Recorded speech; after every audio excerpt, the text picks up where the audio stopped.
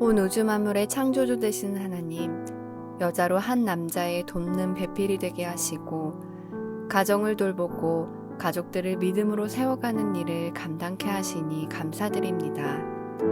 이 시간 우리가 하나님께서 맡기신 아내의 역할을 잘 감당하기를 위해 기도합니다. 여호와를 경외하는 지혜로운 자가 되게 하시어 외모를 치장하기보다 마음을 깨끗하게 하고 선한 것으로 채워가는 현숙한 아내가 되게 하옵소서. 마리아와 같이 하나님께 순종할 수 있는 믿음을 주셔서 우리 가정을 향한 하나님의 계획하심을 이루어가는 아내가 되게 하옵소서. 주님께 하듯 남편의 말에 귀 기울이고 기도로 남편을 세우는 아내가 되게 하옵소서. 힘있게 허리를 묶고 팔을 강하게 하여 가정을 돌보고 공고한 자에게 손을 펴며 궁핍한 자를 위하여 손을 내밀어 이웃에게도 본이 되는 지혜로운 아내가 되게 하옵소서. 자녀들을 사랑으로 돌보되 하나님께서 그들의 주인이심을 알아 하나님의 법으로 자녀를 가르치고 훈계하여 양육하는 어머니가 되게 하옵소서. 우리의 말 한마디에 남편과 자녀를 살릴 수 있는 힘이 있음을 믿고 사랑의 말로 가족을 위로하고 격려하며 믿음의 말로 가족을 일으켜 세우는 아내가 되게 하옵소서. 아내이기 전에, 어머니이기 전에 한 사람의 그리스도인으로서 세상에서도 하나님께서 맡기신 삶의 사명을 다하여 이 땅에 하나님의 나라를 이루어가는 하나님의 사랑하시는 딸이 되게 하옵소서. 우리 삶의 완전한 주인 되시는 예수님의 이름으로 기도합니다. 아멘.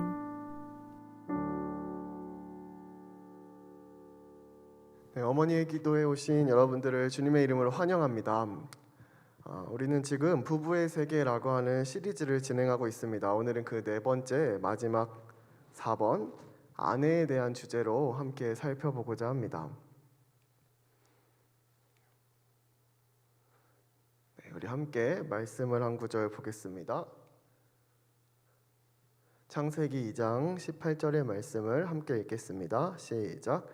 여호와 하나님이 이르시되 사람이 혼자 사는 것이 좋지 아니하니 내가 그를 위하여 돕는 배필을 지으리라 하시니라. 아멘. 하나님의 말씀입니다. 네, 제가 처음 아내라고 하는 주제를 가지고 이 강의를 준비하면서 몇 가지 좀 책을 찾아보기 시작했습니다. 책을 찾아보다 보니까 이 책이 너무 강렬해서 이 책은 바로 대출을 했습니다. 이 책의 이름은 남편이 죽어버렸으면 좋겠다 라고 하는 제목이었습니다. 고바야시 미키라고 하는 일본 사람이 쓴 책인데요, 무려 2017년 얼마 되지 않은 책입니다. 워킹맘, 전업주부, 중년 여성 등 남편에게 살이를 느끼는 아내 14인을 심층 취재한 저널리스트 고바야시 미키의 저서, 그러니까 실제 이야기들을 담은 책이라는 것입니다. 사랑이 살이로 변한 아내들의 삶을 찬찬히 되짚으며 남편이 죽어버렸으면 좋겠다는 생각이 피해망상에서 비롯된 비윤리적인 희망사항이 아님을 설명하고 독박육아, 독박가사를 피할 수 없는 일, 그리고 가정 양립의 현주소를 살펴본다, 이렇게 써져 있는 게 이게 책 소개였습니다. 그리고 또 책을 하나 살펴봤는데요, 이렇게 나와 있었습니다. 우리 부부 어디서부터 잘못된 걸까? 남편 편, 아내 편이 있었습니다. 왼수 같은 남편에 대한 이야기,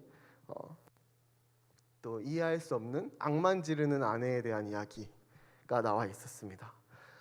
우리가 이 책들을 살펴보면서 가정을 세우는 것이라는 게, 부부가 함께 아름다운 가정을 만들어 간다라는 것이 참 어렵구나라는 것을 다시금 깨달을 수 있는 시간들이었습니다. 아내의 삶이 참 어렵구나라는 생각과 함께 좋은 아내가 된다는 건 무엇일까라는 질문이 제게도 생겼습니다. 더불어 성경적인 아내로의 부르심, 그것과 현실 세계로서 아내의 삶의 차이를 어떻게 좁혀갈 수 있을까라는 고민으로 이 강의를 준비하게 됐습니다. 아내는 누구인가? 돕는 배필이라고 물음표가 되어 있는데요. 우리가 먼저 살펴보아야 할 것은 성경 속의 아내에 대한 묘사입니다. 오늘 우리가 읽은 창세기 2장 18절에 돕는 배필에 대한 말씀이 등장합니다. 하나님이 창조하신 최초의 결혼, 아담과 하와의 결혼입니다. 그리고 하나님께서는 아담을 만드시고 이어 하와를 만드시면서 하와에게 이렇게 덧붙여 주십니다. 여호와 하나님이 이르시되 사람이 혼자 사는 것이 좋지 아니하니 내가 그를 위하여 돕는 배필을 지으리라. 하나님이 붙여주신 최초의 호칭 돕는 배필이라고 하는 단어였습니다. 자, 그렇다면 하나님께서는 어떤 아내가 되길 원하시는가?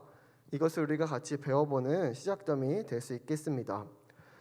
물론 우리는 이 말씀을 이해하기에 앞서서 해석에 대한 중요성을 생각해 보아야만 합니다. 유대인들의 사고방식 속에 남성과 여성에 대한 이해, 그리고 현대 한국 사회에서 가정에서 아내를 이해하는 바탕으로 오늘 이 말씀이 어떻게 우리에게 읽혀야 하는가라는 질문을 우리는 끊임없이 계속해야 합니다. 그래서 우리가 그런 부분에 대해서는 지혜를 가지고 계속해서 논의해야 된다라는 것을 기억하면서 함께 나눠보고자 합니다. 자, 돕는 배필에 대해서 한번 나눠보려고 합니다. 첫 번째 우리 함께 읽어볼까요? 시작. 돕는 배필은 동반자다. 동반자, 이 동반자라고 하는 말은 어떤 일을 함께하는 사람입니다. 하나님께서는 아담을 만드시고 이어 하와를 동반자로 세우셨습니다. 이는 부부로 함께 가정을 만들고 또 하나의 길을 걷도록 하신 것입니다. 친구처럼 서로에게서 참된 우정을 배우고 깨닫게 된다라고 하는 것이죠. 우리는 쉽게 부부라는 이름 때문에 우정이라는 것을 놓치게 됩니다. 그러나 부부가 서로에게서 평생의 우정을 찾을 수 있다라는 것이 얼마나 큰 축복인지 우리는 기억해야 한다라는 것입니다.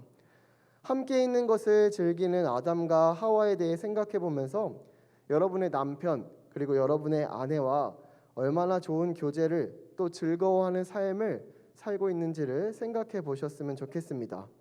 우정이라는 것은 함께 시간을 보낼 때 쌓이는 것입니다. 그렇게 여러분 아내와 여러분 남편과 많은 시간을 함께 보내시기 바랍니다. 두 번째는 함께 읽어볼까요? 돕는 배필은 남편과 한 몸이다. 결혼은 한 몸을 이루는 것입니다. 결혼을 하고 여러분 많이 싸우셨습니까? 네.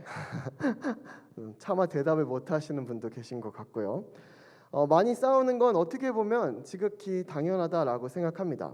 왜냐하면 한 몸을 이루는 과정이기 때문입니다. 때로 싸우는 모습을 보면서 어떤 사람들이 이렇게 이야기합니다. 왜 싸우냐? 우리는 전혀 싸우지 않는다. 아무 문제가 없다. 이렇게 이야기하는 부부가 있습니다. 물론 건강할 수 있습니다. 하지만 또 다른 한편으로는 어느 한편에서 일방적으로 그 싸움을 회피하거나 또는 한쪽에서 일방적인 희생을 통해 싸우지 않는 모습처럼 보이는 것이 아닌지를 돌아봐야 할 필요가 있다라고 하는 것입니다. 그렇다면 한 몸이 되는 것이 무엇인가?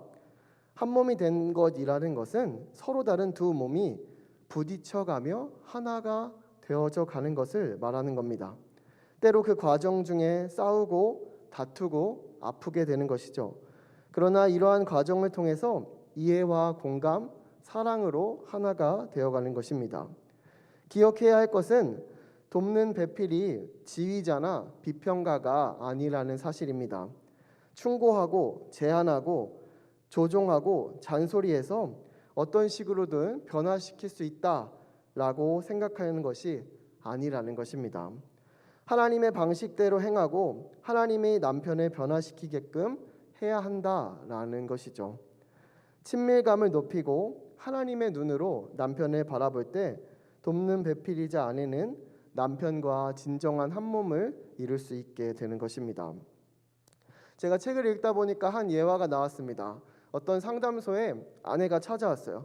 우리 남편은 아무리 이야기해도 변하지 않습니다. 내가 이야기하는 걸 절대 듣지 않습니다. 그래서 무엇을 이야기했냐라고 그 상담가가 그 아내에게 물어봤어요. 그래서 아내가 남편에게 이야기했다고 합니다. 내가 우리 남편에게 저 분리수거 좀 제발 제대로 가져다 버려라 라고 이야기를 했다라고 하는 거예요. 그런데 남편은 그 분리수거를 하지 않고 자기가 만들고 있었던 무언가를 계속 집중해서 했다라는 것입니다. 한 번 이야기해서 안 하자 2번, 3번, 4번, 5번을 이야기해도 그 남편은 분리수거를 하지 않았다라는 것입니다. 이야기를 곰곰이 들었던 상담하는 상담가가 이 아내에게 이렇게 이야기했습니다. 가서 남편에게 지금 그 만들고 있는 걸, 남편이 하고 있는 것을 한번 칭찬해 보십시오. 그리고 분리수거를 하라는 말은 더 이상 하지 마십시오. 그랬더니 아내가 황당해하면서 이야기했습니다. 아니 지금 분리수거를 하는 게 중요한데 남편에게 지금 딴짓을 하고 있는 걸 어떻게 내가 칭찬할 수 있단 말입니까? 그러자 상담가가 다시 이야기했어요. 내 말을 믿고 그렇게 한번 해보십시오. 그러자 아내가 이해되진 않았지만 정말로 집으로 돌아가서 남편이 여전히 분리수거하고 있지 않고 자기의 일을 집중해서 하고 있는 모습을 보았어요. 그리고 그 아내가 남편에게 이렇게 얘기했습니다. 여보, 지금 그거 하는 거 너무 멋있네요. 너무 잘하고 있네요. 이게 관심을 보이고 칭찬을 해주었다라는 것입니다. 그리고 3일 후에 그 아내가 상담가에게 돌아와서 기쁜 목소리를 이야기했답니다. 남편이 분리수거를 했어요. 남편에게 잔소리와 꾸중과 변화를 시키려고 아무리 이야기해도 듣지 않던 남편이 하고 있는 일을 칭찬하자 자기가 알아서 그 일을 했다라고 하는 것입니다. 돕는 배필이라는 건 이런 식으로 우리가 역할을 할 수 있다라는 것을 또 알 수 있다라는 것입니다. 두 번째는 복종하라라고 하는 말씀의 오해에 대해서 다뤄보려고 합니다. 말씀을 우리 같이 한번 읽어보겠습니다. 시작. 아내들이여 자기 남편에게 복종하기를 주께 하듯 하라. 이는 남편이 아내의 머리됨이 그리스도께서 교회의 머리됨과 같음이니 그가 바로 몸의 구주시니라. 그러므로 교회가 그리스도에게 하듯 아내들도 범사에 자기 남편에게 복종할지니라. 아멘. 에베소서 5장 22절에서 24절에 이러한 말씀이 있습니다. 이 말씀을 읽으면서 마치 아내가 부부 사이에서 모든 것을 저주어야만 할 것 같은 느낌이 듭니다. 그래서 반감이 먼저 올라옵니다. 그리고 얼마 전까지 이 말씀을 들으면서 그러니까 남편 말대로 해라고 이야기하는 교회의 리더 또 남편들 또 어떤 목회자들도 있었습니다. 그러나 복종하라라는 이 말에 말씀을 오해한 것이다라고 이야기하는 것입니다. 복종이라고 하는 단어가 주는 어감 때문에 이런 오해가 생깁니다. 복종은 다른 사람들의 뜻이나 권위에 굴복하거나 따르는 행위를 이르는 말입니다. 그러나 복종이라는 말은 우리 한번 1번부터 5번까지를 천천히 같이 읽어보겠습니다. 시작. 복종은 남성이 더 우수하고 여성이 더 열등함을 뜻하지 않는다. 복종은 두려움 때문에 남편의 말을 따르는 것이 아니다. 복종은 남편이 어떤 제안을 하든 네라고 말하는 것이 아니다. 4번. 복종은 남편에게 말대꾸하지 않는 것이 아니다. 복종은 평화를 지키기 위해 아내가 죄를 눈감아주는 것이 아니다. 5가지가 우리가 복종에 대한 오해라고 하는 것입니다. 가정 안에서 남편과 아내는 협력 관계를 이루는 것입니다. 협력하는 과정 중에 남편은 이끌고 아내는 따라가는 것이죠.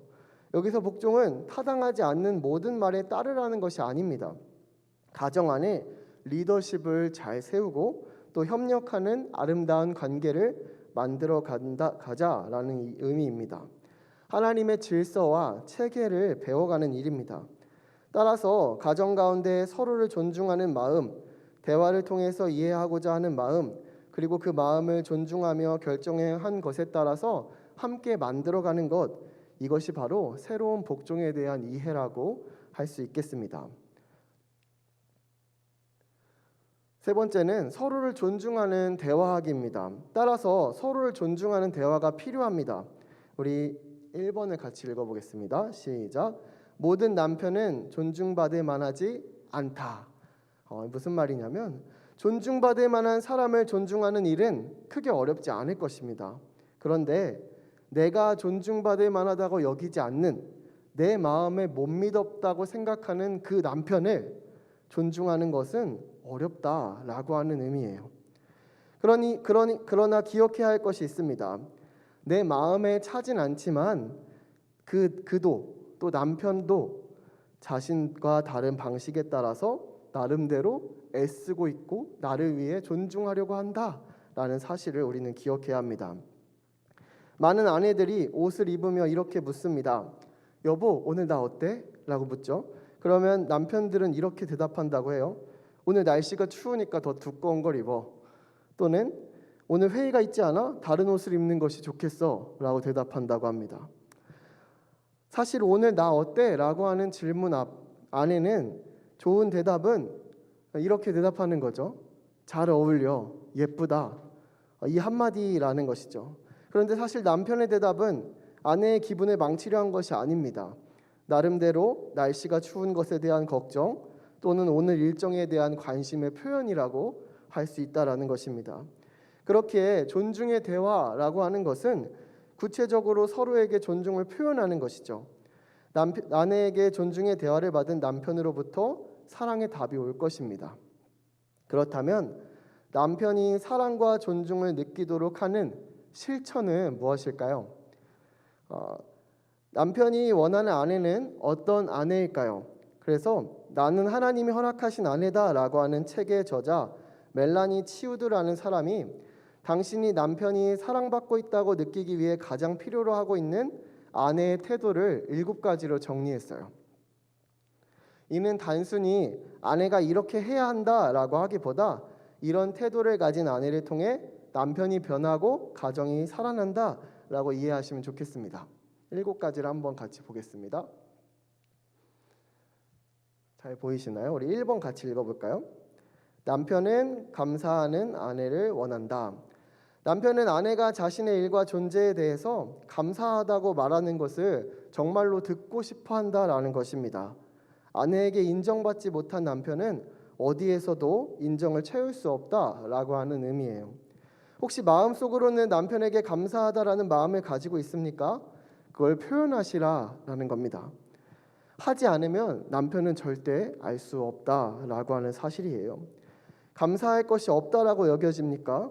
찾아보시기 바랍니다. 작은 것부터 감사해 보면 그것이 감사의 시작이 되고 그 감사를 표현하면 남편은 변하게 된다라고 하는 이야기입니다. 2번을 한번 읽어볼까요? 남편은 만족하는 아내를 원한다.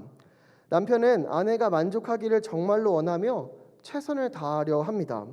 그러나 대부분의 남편들은 아내를 만족시켜주지 못한다는 사실입니다.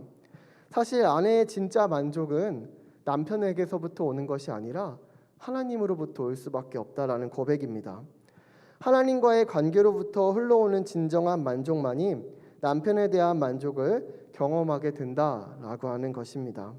비교하거나 부족한 것에 대해서 끊임없이 이야기하는 것은 만족하지 못한 자신을 표현하게 되는 것이고, 이는 남편에게 자신을 채워주지 못한 것을 짐으로 지어주게 되는 일, 그래서 더 관계가 깨트러지는 일이다 라고 하는 말입니다. 3번 함께 읽어보겠습니다. 남편은 활기찬 아내를 원한다. 아내는 가정의 중심이자 분위기를 좌우합니다. 마음의 태도를 어떻게 하느냐에 따라서 활기차고 긍정적인 분위기를 만들어낼 수 있다라고 하는 것입니다. 그래서 아내가 즐거운 활기찬 마음을 먹기에 따라서 그 가정이 활기차지고 즐거운 분위기로 변할 수 있다라고 하는 것을 의미하는 것이에요. 4번을 한번 읽어볼까요? 남편은 융통성 있는 아내를 원한다. 융통성을 갖는 것은 결혼 생활을 하나님께 맡기는 한 가지 방법입니다. 내 계획과 생활의 패턴들이 이미 정해져 있을 것입니다. 남편과 생각이 다를 때가 있을 것입니다. 그런데 가끔은 융통성을 발휘해 보라는 것입니다. 생각을 묻고 내가 가진 생각을 내려놓아 보는 경험을 통해서 남편이 어떻게 반응하는지를 살펴보라는 것이죠. 내가 정한 규칙과 방법대로 정말로 해야 됩니까? 질문하고 깨트려보고 때론 남편이 원하는 대로 한번 방향을 바꿔서 융통성을 발휘해보자 라는 것이에요. 5번째, 남편은 함께 읽겠습니다. 절제하는 아내를 원한다. 여기서의 절제는 감정에 대한 부분을 다루고 있습니다. 통제력을 잃은 자기 감정에 반응하면 결혼 생활에 위기가 찾아오게 된다라는 것입니다. 남편들이 아내의 안정성과 일관성을 믿고 의지할 수 있게 해주라라는 것입니다. 감정 절제는 물론 쉬운 일이 아닙니다. 당신을 감정적으로 연약하게 만드는 것이 무엇인지를 우리가 찾아낼 필요가 있다라는 것이죠. 감정적으로 안정을 찾기 위해 가장 필요한 요소 중에 하나는 바로 하나님과 함께하는 시간입니다. 하나님과 함께하는 시간을 찾아서 회복하시기 바랍니다. 내 감정이 내 마음대로 되지 않는 건 자연스러운 것이며 하나님께서 내 감정을 다스려 주시기를 기도해야 한다라는 것입니다. 두 번째는 충분한 수면입니다. 수면이 부족하면 감정 컨트롤에 어려움을 느낄 수 있습니다. 예민한 감정이 잘못 나타나면 통제력을 잃고 감정의 안정감을 줄 수 없다라고 하는 의미입니다. 여섯 번째, 함께 읽어볼까요? 남편은 격려해주는 아내를 원한다. 아내가 남편에게 줄 수 있는 가장 큰 선물은 바로 그의 남자다움을 칭찬하고 격려하는 것입니다. 아내의 격려는 남편의 짐을 덜어줍니다. 남편은 그렇게 하라고 누구도 하지 않지만 세상의 모든 짐을 자기가 다 지고 있다라고 느낄 때가 있다라는 것이에요. 그런 남편에게 아내가 격려를 해준다면 최고의 용기를 주고 또 가정에 더욱 사랑을 갖도록 한다라고 하는 것입니다. 일곱 번째, 남편은 온유한 아내를 원한다. 때때로 아내들은 연약해 보이고 싶지 않아서 온유해지기를 두려워합니다. 그러나 여성 또한 온유하면서도 강한 존재가 될 수 있습니다. 이 온유함이라는 것은 여성의 일부분이고 또 하나님께서 의도적으로 강점으로 만드신 부분이기도 합니다. 부드러운 접촉, 감미로운 미소, 쉽게 짜증내지 않고 용서할 때 주의 온유함이 드러날 수 있다라는 것이죠. 네, 이렇게 우리가 7가지 태도를 살펴봤습니다. 서로를 존중하는 대화를 하기 위해서는 대화의 태도뿐만 아니라 또한 알아야 하는 것이 한 가지 있다라고 합니다. 그것은 바로 5가지 사랑의 언어라고 하는 것입니다. 게리 체프먼이라고 하는 사람이 쓴 책에는 5가지 사랑의 언어라고 하는 단어가 있습니다. 여기에는 모든 사람이 5가지의 사랑의 언어를 사용하며 그 중에 자신의 핵심 언어가 있다라고 이야기합니다. 가정 가운데 나의 남편, 나의 자녀들이 어떤 사랑의 언어를 사용하느냐에 따라서 너무나 다른 대화의 깊이를 누리고 관계를 경험할 수 있다라고 하는 것입니다. 그래서 이 핵심 언어를 잘못 파악하면 오해가 생기고 오해가 쌓이면 관계가 틀어질 수 있다라는 것이죠. 이 사랑의 언어는 관심에서부터 시작합니다. 좋은 아내로서만이 아니라 부부, 나아가 가정 모두에게 필요한 일이기도 합니다. 이 5가지 사랑의 언어는 삶을 통해서 알 수 있는 것이지만 어렵다면 테스트를 통해서도 알 수 있습니다. 우리 간단한 테스트를 할 수 있도록 여러분들에게 공유를 해드릴 겁니다. 그래서 오늘 강의를 들으시고 이후에 꼭 테스트를 해보셔서 나의 사랑의 언어가 무엇인지 또 내 남편, 내 가정에 있는 자녀들 사랑의 언어가 무엇인지 한번 참고해 보시면 좋겠습니다. 첫 번째 함께 읽어볼까요? 인정하는 말. 행동보다는 말을 중요하게 여기는 타입입니다. 이 사랑의 언어를 가진 사람은 상대방의 자발적인 칭찬에 감격합니다. 사랑해 라고 말하는 것이 중요합니다. 사랑하는 이유에 대해서 설명을 들으면 기분이 하늘을 나는 것 같은 반면에 모욕하는 말을 들으면 견딜 수 없고 쉽게 잊혀지지 않습니다.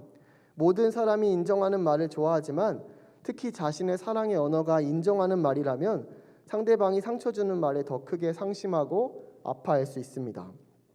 이 인정하는 말을 쓰는 사람들에게는 잘한 일에 대해서 칭찬해 주면 좋습니다.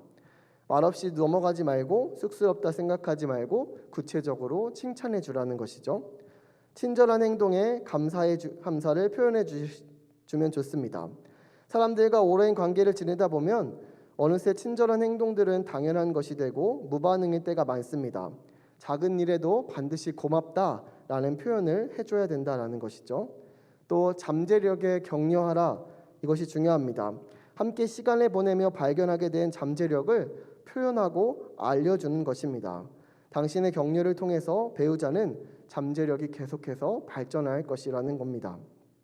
또 마지막으로 정중하게 부탁하라라는 것입니다. 사랑은 상대방에게 부탁하는 것입니다. 요구하는 것이 아니라는 것입니다.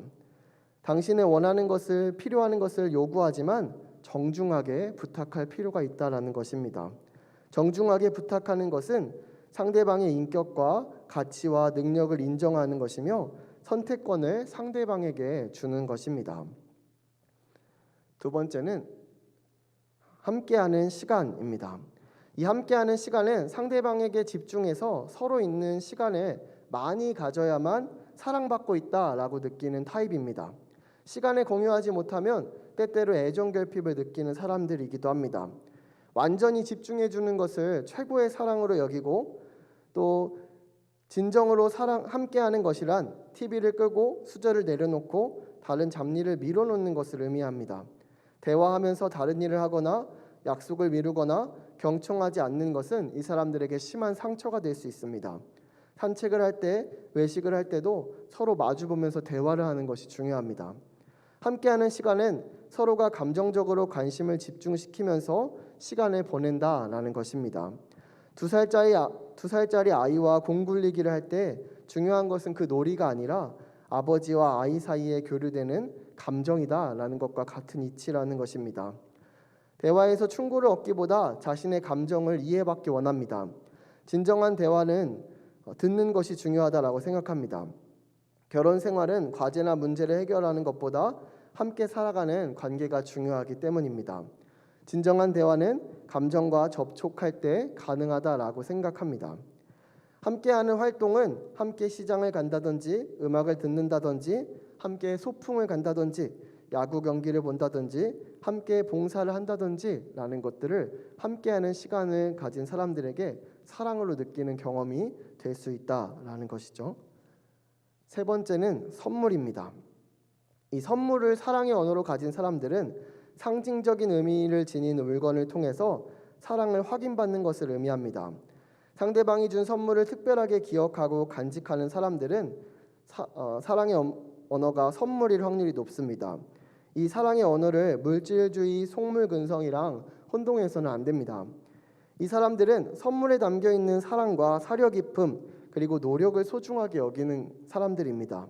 그래서 이 사람에게 선물은 당신을 소중하게 여기고 배려한다라고 하는 의미가 담겨 있습니다.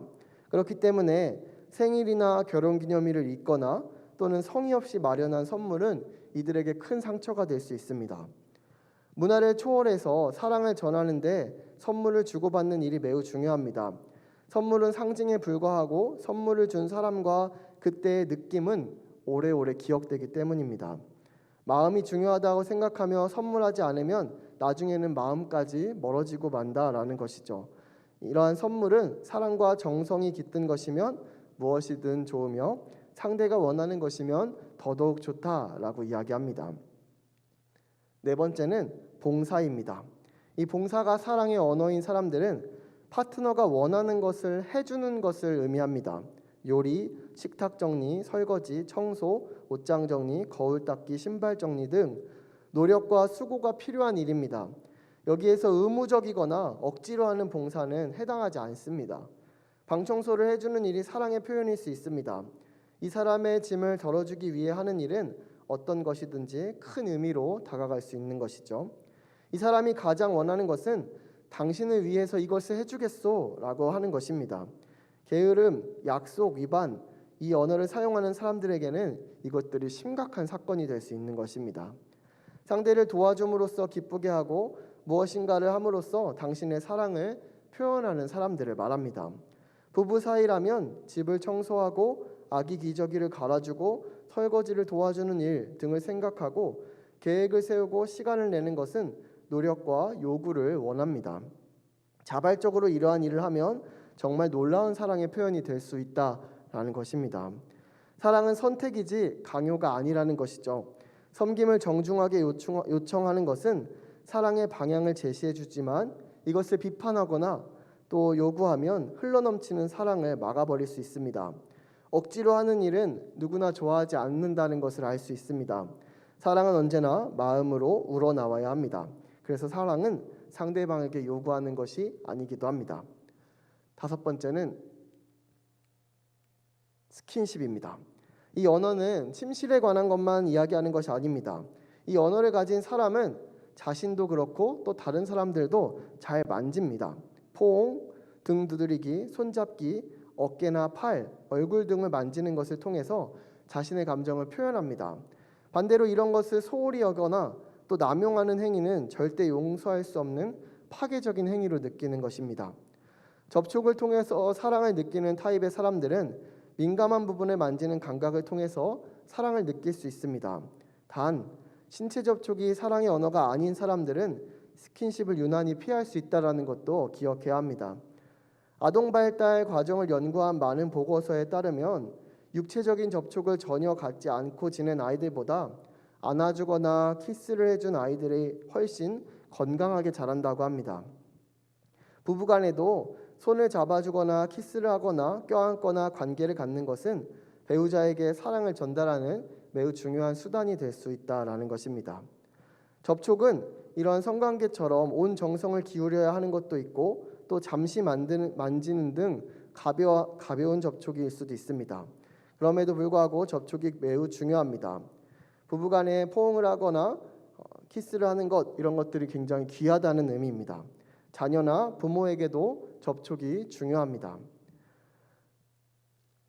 이렇게 우리가 5가지 사랑의 언어를 살펴봤습니다. 다음 파트는 우리 주제를 같이 한번 읽어볼까요? 아내에게 필요한 것, 아내에게 필요한 것이라고 하는 주제입니다. 우리가 존중받는 대화를 하는 것도 중요하고 또 돕는 배필로서 살아가는 아내의 삶도 중요하지만 그런 아내에게 무엇보다 필요한 것이 있다는 것입니다. 첫 번째 함께 읽어볼까요? 휴식이 필요하다. 첫 번째는 휴식이 필요하다는 것입니다. 때때로 어떤 아내들에게는 순교자 신드롬에 빠진 여성들이 있다고 합니다. 이게 뭐냐면 나는 할 일이 너무 많아서 쉴 수 없다라고 생각하는 것입니다. 내가 아니면 장 보고 아이를 돌보고 식사를 준비하는 것을 아무도 할 수 없을 것이다 라고 생각하는 것입니다. 또 이들이 도움을 청하지 않는 이유가 있습니다. 그것은 바로 자신의 힘으로 모든 일을 처리할 수 있다라는 사실을 사람들이 알아주기를 바라는 마음에서 도움을 청하지 않는다는 것이죠. 그러니 이들에게 이렇게 이야기하는 것입니다. 잠시 멈추라. 그냥 지내라. 더불어 조용히 예수님께 나가 근심을 그분의 평안으로 바꾸어 달라. 이러한 시간을 구하라라는 것이죠. 휴식을 통해서 새 힘을 얻고 변화를 경험할 수 있게 될 것입니다. 두 번째로 함께 읽어볼까요? 시작. 재미있게 지내라. 여러분 아내들에게 이렇게 질문을 드립니다. 당신의 영혼을 새롭게 하는 것은 무엇입니까? 당신 안에 기쁨을 회복시키는 것은 무엇입니까? 또 당신의 상한 심령을 고치는 약은 무엇입니까? 이 질문에 바로 답이 나오지 않는다면 한번 곰곰이 생각해 보시면 찾아보시면 좋겠습니다. 그리고 그 질문의 답을 발견하고 찾고 그것을 즐기라는 것이죠. 삶에 주어진 여러 역할과 책임들로부터 잠시 벗어나도 괜찮다라는 겁니다. 죄책감을 느끼지 말라라고 하는 것이에요. 때때로 마음을 가볍게 함으로 주위 사람들을 배려할 여유를 회복하시길 바랍니다. 아래에는 그렇게 재미있게 지내는 여러 가지 방법들이 나와 있습니다. 여러분들이 이미 많이 하는 것일 수도 있겠지만 맞아, 저것이 나에게 재미를 주는 것이었어, 내 마음을 회복시키는 것이었어 라는 것이 있다면 한번 발견해 보시고 오늘 다시 한번 여러분의 영혼을 새롭게 하고 기쁨을 회복시키고 상한 심령을 고치는 시간으로 삼아보시기 바랍니다. 여유의 시간이 시기마다 다를 수 있습니다. 그러나 상황이 어떻든 그 시간을 최대한 활용하시길 바랍니다. 지혜롭게 마음을 새롭게 할 만한 일들을 찾아 누리시기 바랍니다. 세 번째는 친구가 필요하다라는 것입니다. 천사 가브리엘을 통해서 마리아가 임신 소식을 들었습니다. 그리고 그 놀라운 소식을 엘리사벳이라고 하는 사람에게 찾아가서 전합니다. 엘리사벳 역시 마찬가지로 어려운 아이를 갖게 됩니다. 두 친구는 서로 기쁨을 나누고 함께 믿음의 길을 걸어가기로 또 이야기하며 대화를 하며 나누게 됩니다. 친구를 구하는 것이 우리에게 필요합니다. 또한 여기에 더불어 하나님을 당신의 친구로 삼는 것이 중요합니다. 또 내가 그런 친구인가 라고 좋은 친구인가 라는 것을 자문하는 것 또한 필요합니다. 좋은 친구와 더불어 가정이 더 화목해지는 계기가 된다라는 것입니다. 아내에게 필요한 세 가지를 여러분들도 기억하시고 또 여러분들의 삶에 귀한 도구로 삼으시기 바랍니다. 다섯 번째는 아내가 가정의 심장이다라고 하는 주제입니다. 우리 함께 말씀을 읽어보겠습니다. 시작. 누가 현숙한 여인을 찾아 얻겠느냐? 그의 값은 진주보다 더하니라. 그런 자의 남편의 마음은 그를 믿나니 산업이 필절하지 아니하겠으며 그런 자는 살아있는 동안에 그의 남편에게 선을 행하고 악을 행하지 아니하느니라. 아멘. 잠언 31장 10절에서 12절의 말씀입니다. 아내는 가정의 심장이라는 표현입니다. 심장은 피를 각 기관에 보내는 역할을 감당합니다. 이 역할을 멈추면 인간의 생명은 명을 다합니다. 그렇게 심장을 가장 중요한 기관이라고 이야기하고 또 핵심이라고 이야기합니다. 아내는 가정에서 심장과 같은 역할을 할 수 있다라는 겁니다. 창조적인 손길을 통해서 남편을 존중하고 또 아이들을 지혜로 양육하고 또 가정의 행복을 책임질 수 있는 사람이라는 것이죠. 기억하시기 바랍니다. 아내의 기도가 남편을 새롭게 하고 아내의 말이 자녀들에게 가장 큰 위로가 되며 아내의 손길이 가정을 복되게 합니다. 아내는 가정의 심장입니다. 비록 지금 내 아내의 역할이 작아 보일 때가 있어도 아내는 가정의 가장 중심임을 잊지 마시기를 바랍니다. 마지막으로 여섯 번째는 한번 제목을 읽어보겠습니다. 놀라운 모험으로의 초대. 놀라운 모험으로의 초대라는 제목을 붙여보았습니다. 말씀을 한 가지 같이 읽어보겠습니다. 사람이 자기의 길을 계획할지라도 그 길을 인도하시는 분은 여호와시니라. 아멘. 잠언 16장 9절의 말씀입니다. 하나님께서는 아내를 통하여 가정이라는 놀라운 새로운 모험의 장으로 우리를 초대하십니다. 그 위대하고 놀라운 모험으로 날마다 믿음과 신뢰로 짐을 꾸리고 하나님께서 무엇을 계획하셨는지를 기대하시기 바랍니다. 가정을 세우는 아내 그리고 꿈을 꾸는 남편을 통해서 가정 가운데 하나님의 길이 열리고 보이게 될 것입니다. 가족이 함께 하나님이 주시는 참된 모험을 즐기라는 것입니다. 참 아름다움을 우리 가정을 통해 이루게 하실 하나님을 마음껏 기대하시기 바랍니다. 여러분, 당신이 바로 하나님이 허락하신 아내입니다.